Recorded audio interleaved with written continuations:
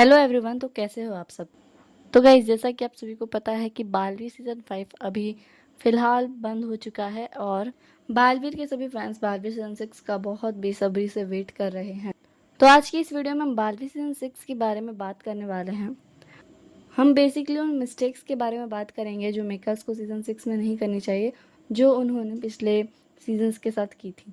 तो वीडियो काफ़ी इंटरेस्टिंग होने वाली है, तक बने रहें। जिन लोगों ने अभी तक चैनल को सब्सक्राइब नहीं किया है वो लोग फटाफट से कर लें। तो सबसे पहले हम उन मिस्टेक्स के बारे में बात करते हैं जो मेकर्स ने बालवीर सीज़न 3, 4 एंड 5 के साथ की थी, जो कि आगे के सीजन्स में कंटिन्यू बिल्कुल भी नहीं होनी चाहिए। पहली और सबसे ज़्यादा इम्पॉर्टेंट चीज़, बालवीर रिटर्न्स की स्टोरी को कंटिन्यू नहीं किया गया था। ये सबसे बड़ी मिस्टेक थी मेकर्स की, क्योंकि बालवीर के जितने भी फैंस थे जो उस टाइम पे डिमांड कर रहे थे, वो लोग सिर्फ बालवीर रिटर्न्स की स्टोरी को फिर से देखना चाहते थे, ना कि ऐसा कोई सीज़न देखना चाहते थे जिसमें परियां ना हो, विवान ना हो, अनन्या ना हो। तो ये चीज़ सबसे बड़ी डिसअपॉइंटिंग चीज़ थी जो कि हमें देखने को मिली। बालवीर सीज़न 5 बालवीर सीज़न 3 और 4 से काफ़ी हद तक अच्छा था। बालवीर सीज़न 3 की जो स्टोरी थी वो काफ़ी ज़्यादा लेंदी थी। साथ ही सबसे बड़ी मिस्टेक जो मेकर्स ने की थी वो ये कि इस सीज़न को उन्होंने वीकेंड पे दिखाना स्टार्ट किया था, और जिसकी वजह से इसकी टीआरपी भी काफ़ी ज़्यादा लो आई थी। मुझे अभी भी याद है 0.4 आई गेस इतनी कुछ आई थी। तो ये सबसे बड़ी मिस्टेक थी मेकर्स की। थ्री की स्टोरीज जो थी वो फैंस आप किसी से भी पूछ लेना बालवीर सीज़न 3 में क्या क्या हुआ था, नहीं बता पाएगा कोई। सब भूल चुके हैं उसकी स्टोरी, और उसको बंद हुए ज़्यादा टाइम तो नहीं हुआ है, 2 साल हुए हैं।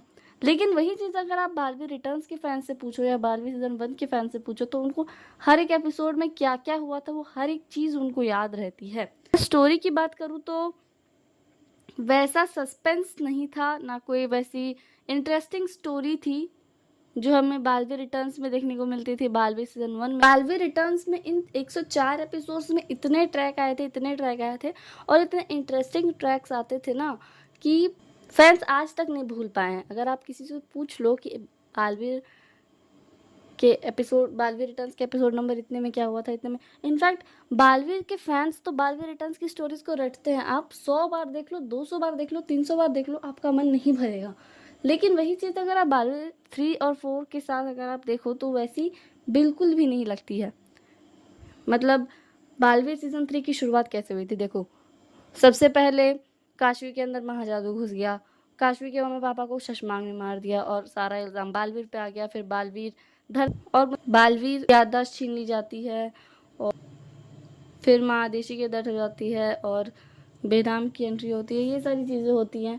कुछ खास ऐसा नहीं हमें दिखाया गया, ना ही काशवीर की लव स्टोरी उतनी हमें खास लगी। जैसी देवन्या की होती थी वैसी स्टोरी बिल्कुल भी नहीं थी काशवीर की। तो होप कि आप मेरी बातों को समझ पा रहे होंगे और रिलेट कर पा रहे होंगे। तो चलिए वीडियो में आगे बढ़ते हैं, बात करते हैं कि ऐसी कौन कौन सी चीज़ें हैं जो मेकर्स को करनी चाहिए बालवीर सीज़न 6 को ब्लॉकबस्टर बनाने के लिए।